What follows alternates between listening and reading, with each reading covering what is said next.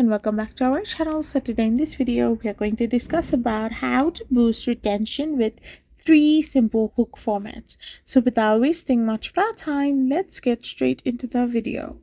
So if you want to boost retention with simple 3-step hook formats, then all you can do is simply tap open your TikTok, and once you open it, you can simply tap on the plus icon. Once you have done this, is to gather more customer or audience engagement and to boost retention, you can use 3 simple hooks: question hook, solution hook, or even pattern interrupt hook.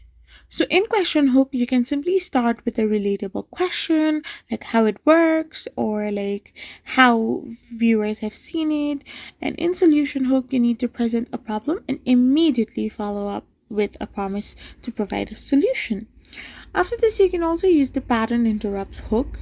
Like, you can start with a visual or action that breaks a typical scrolling pattern to capture attention. So these are 3 simple hook formats to boost retention in TikTok. I hope you found this video helpful, so don't forget to hit that subscribe button and to give us a thumbs up. We will be back again with more informative videos. Thank you for watching.